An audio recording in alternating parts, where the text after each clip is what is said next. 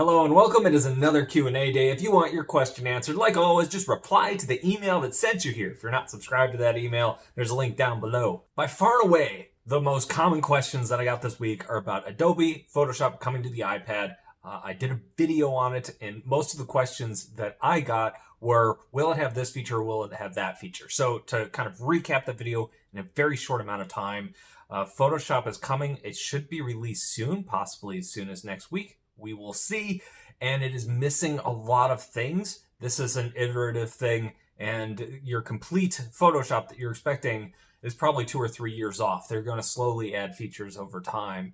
And so a lot of people are disappointed by this news. It's not too terribly surprising, but this seems like there's a disconnect between Adobe's marketing department and what the developers are actually working on.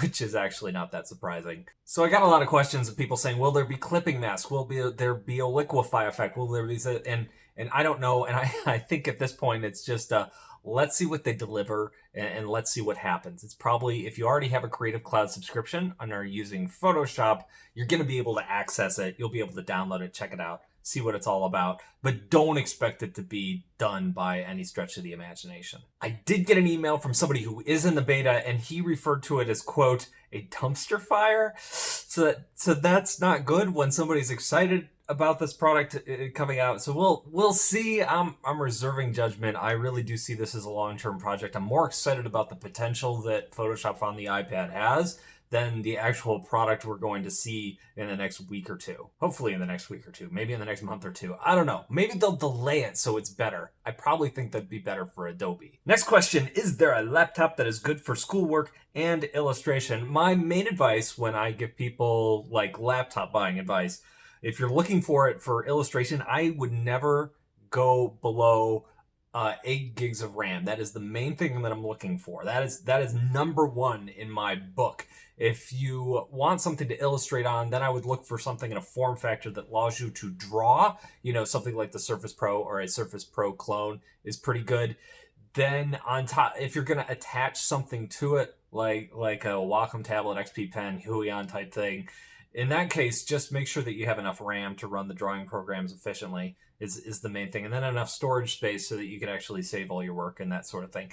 Though that's the main thing that I look for in an art computer. As far as specific brand, I don't have like, hey, you need to get this one for creative work. I think any one will do as long as you have decent specs. This question is from Brocky, who's a 3D character animator, has a very powerful 4K Dell workstation, and is wondering, should this person get a Wacom 16 Pro? Should they go a little cheaper for the XP Pen 16 Pro, or go Apple iPad and that sort of thing? So these are among the most common questions I get is, what should I get, this or this? And unfortunately, I can't really answer that for you. I could just kind of lay out the pros and cons, and you're going to have to answer that for yourself because...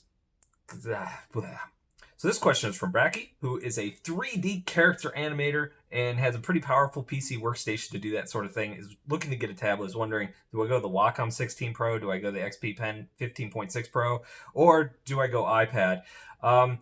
So I get a lot of questions like this, like, should I buy this, or this? And unfortunately, I can't answer that for you. Only you can answer that for yourself. I can only provide you with like the information I know, and then you kind of have to dissect it. I would say that if you're looking to do 3D stuff, you'd probably want to cross the iPad off your list, because the iPad can't run like the full 3D apps that you're used to using.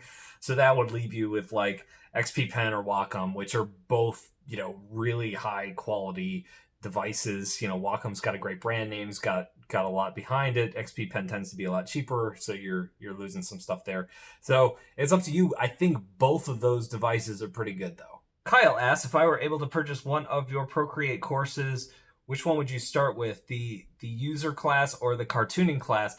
I guess that's up to you. The cartooning class doesn't cover the interface quite as much. Some people want to like know how to do different styles and things like that. I think the primary class is better than that, whereas the cartooning class is definitely just focused on cartooning. It's hard to say. Both of them are going to teach you how to use Procreate as I go through it. But yeah, it's just kind of comes down to whichever one you think looks more interesting. Last question today is from Parth, and this is one I get from time to time, which is, are you planning on putting your courses over on Skillshare? And I think I've answered this question before, but I might as well answer it again. Probably not, and it comes down to money. I'm very greedy. No, I'm just kidding. Actually, it does come down to money. I could just make a heck of a lot more money on Udemy than I can on Skillshare.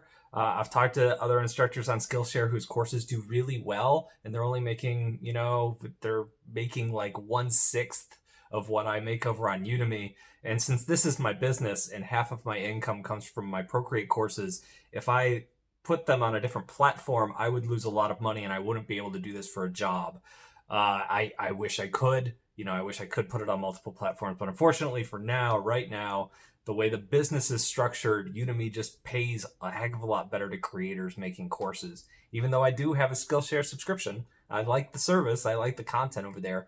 It's just from a business standpoint, it comes down to money, unfortunately. I hate when things come down to money. That's the way it is. Anyway, thank you guys for sending your questions. If you would like your question answered, just reply to the email that sent you here, and I will see you in a couple of days.